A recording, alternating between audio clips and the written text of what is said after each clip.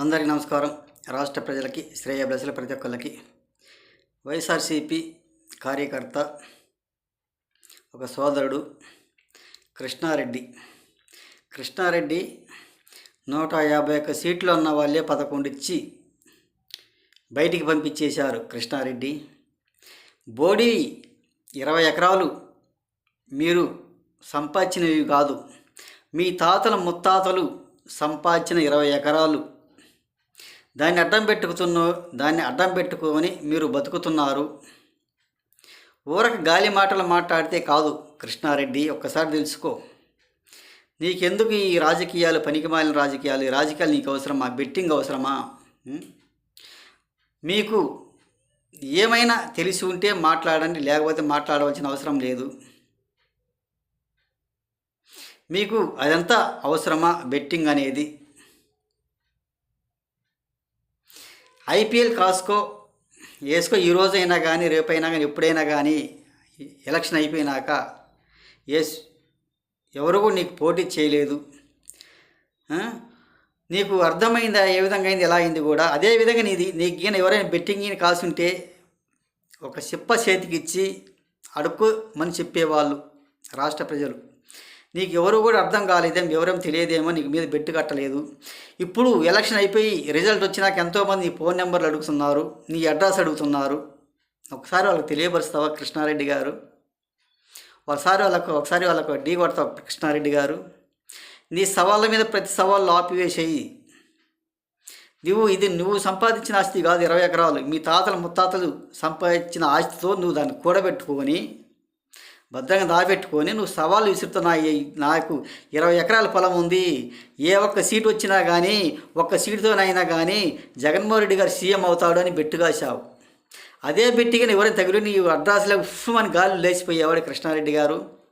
నీ సవాళ్ళ మీద ప్రతి సవాళ్ళు ఆపేసి ఇక ఇటువంటి పనికిమాల ప్రెస్ మీట్లు వెళ్ళి ఇటువంటి వీడియోలు తీసి ఈ సోషల్ మీడియాలో పెట్టవలసిన అవసరం లేదు. పెట్టవాకు, నువ్వు ఆగిపోయి నువ్వుక.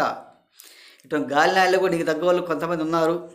తల్లిదండ్రులు ఆశలు పెట్టుకొని గాలికి తిరుగుతూ, చికెన్ కొట్లు కాడ, మటన్ కొట్ల కాడ గాలికి తిరుగుతూ, ఈ కిసిడి వడ్ల కాడ కిసిడి చపాతి తినుకుంటూ గాలికి తిరిగే గాలి నాయలు కొంతమంది ఉన్నారు. మాలలు వేసేవాళ్ళు కూడా ఎదవులు అన్నమాట. వాళ్ళు కళ్ళు నెత్తికెక్కి ఉంటాయి. వాడికి కళ్ళు ఎట్ట పోయేది, ఏ విధంగా తోలేదు, బండ్లు కూడా తెలియదు. మనుషులు వస్తున్నా కానీ మనసు చూసుకుంటే మనుషులకు చోటు పక్కకు చూస్తారు. వాళ్ళ కళ్ళకు నెత్తికెక్కి బలుపు ఎక్కి కొట్లకేడ. మరి భార్యలేమో ఏమన్నా వండి పెట్టడం లేదు, వాళ్ళకేమన్నా భార్య లేరేమో. మరి భార్యలు ఎందుకు మేము వండి పెట్టడం లేదు ఏమో మరి అర్థం కాని పరిస్థితి ఎదవలకు. వాడికి మాల వేసినా కళ్ళు నెత్తికెక్కినాయి. వాడు దొంగ స్వామి, వాడు శివమాల. ఎదురు వచ్చే మనుషులు కూడా కనపడినట్టుగా ఆ పక్క ఈ పక్క తిరుగుతుంటాడు ఎదవనాయలు. వాడు మాలేసి దొంగ స్వామి లేక అసలైన స్వామి వస్తుంది దొంగనాయలు. వాడు ఇటువంటి దొంగ స్వాములు కూడా మాలేసే చాలా దొంగలు ఉన్నారు తెలియజేస్తూ, మీలాంటి వాళ్ళు ఇటువంటి బెట్టింగ్లు కూడా చాలామంది ఉన్నారు.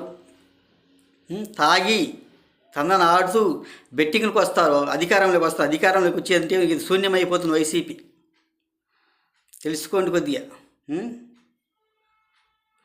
ఏది ఏమైనా ఏదో మాల వేసే ముందు రోజు చెప్తారు, నేను రేపు నుంచి మాల ఇస్తున్నాను, రేపు నుంచి తాగను, ఈరోజు తాగుతాను, 40 రోజులు ఒకే రోజు తాగుతాను, నేను రేపు నుంచి తాగను, మాల ఇస్తున్నాను అంటాడు ఒకతను. మళ్ళీ 40 రోజుల తర్వాత మళ్ళీ 40 రోజులు ఒకేసారి లాగుతాడు తాగటానికి. అటువంటి వాళ్ళకి మాల అవసరమా? తాగబోతున్నాయి అవునా కాదు? ఒకసారి చెప్పండి రాష్ట్ర ప్రజలు. ఎవడైనా కానీ మాల వేసేవాడు తాగేవాడే, తాగనోడు ఎవడు మాల వెయ్యడు. ఒకసారి తెలుసుకోండి ఎదవలు. మనుషులు పోతున్నా కానీ బండ్లకు ఏ పక్క చూసుకుంటూ పోడు. వాడమ్మ మొగుడు సొమ్మ ఏమన్నా రోడ్డుకు ముందు చూపు చూసుకుంటూ పోవాలా లేదా? రేపు ఎవరికైనా ఏదైతే వాడి భార్యను ఏమన్నా వాడికి ఏమన్నా చేయటానికి పంపిస్తారా? ఎవరికైనా ఏదైనా జరిగితే వాళ్ళ భార్యను ఏమన్నా పంపిస్తారా చేయటానికి? ఒకసారి తెలియజేయండి యదవనాయలకి. అటువంటి దుర్మార్గపు నాయలు కూడా ఉన్నారు కొంతమంది. నన్ను తెలియజేస్తూ రాష్ట్ర ప్రజలకి శ్రేయభిలాషి ప్రతి ఒక్కళ్ళకి కళ్ళ కావరం ఎక్కువ ఉంటుంది, ఇగో ఉంటుంది అన్నమాట బాగా అని తెలియజేస్తూ ప్రతి ఒక్కళ్ళకి హృదయపూర్వక ధన్యవాదాలు.